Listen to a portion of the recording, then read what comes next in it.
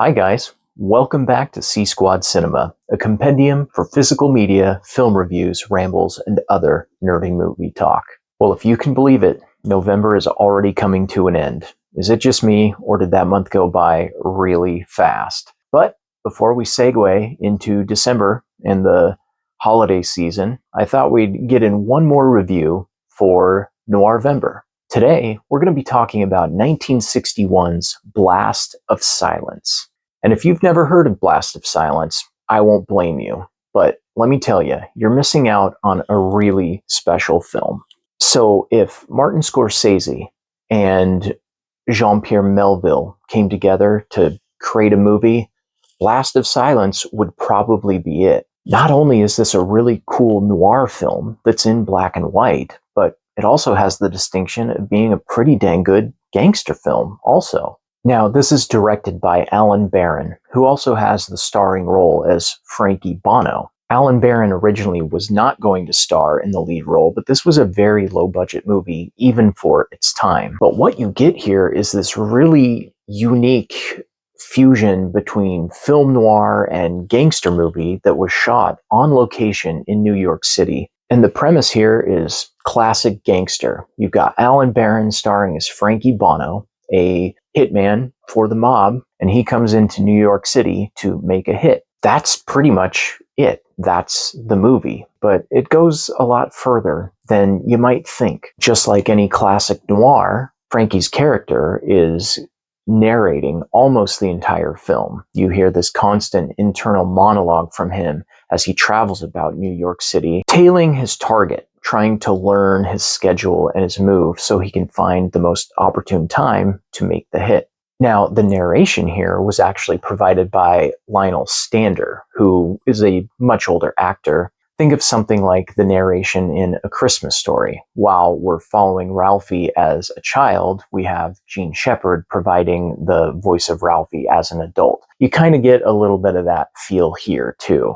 So anytime Frankie actually speaks, it's Alan Barron doing the talking in real time to the other characters, but the narration is by somebody that's a little more world-weary, shall we say. And actually what's really neat is the narration doesn't just serve to be this exposition dump throughout the film. You know, Frankie's character has some trauma because he's originally from New York City. So being back in the city is causing him to kind of have a trauma response. And so some of the things that he's saying through the narration process throughout the film, you see him react sort of in real time to those thoughts and feelings with regard to the characters and situations around him. So even though he's a hitman for the mob, you kind of sympathize with the guy because you can tell he had a pretty troubled childhood.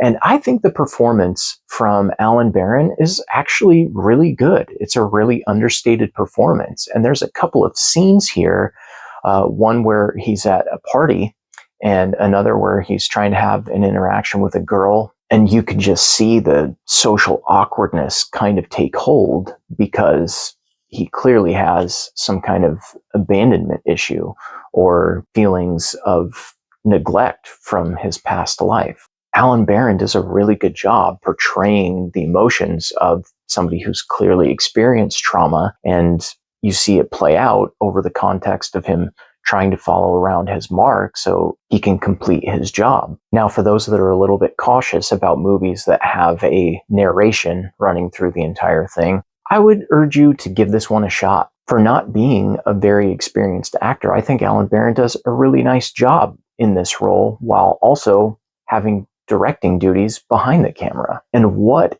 a cool time for this to have been filmed on location in New York City, because a lot of the locations have changed pretty significantly. So it's cool to see this snapshot of the city that's kind of preserved in this awesome, unique, black and white, noirish gangster film. Now, the thing I didn't tell you at the beginning of the video, and why this review is perfectly timed for the last day of November as we're coming into the holiday season, is Blast of Silence takes place at Christmas time. Yeah, Frankie rolls on into the city via train a couple of days before Christmas.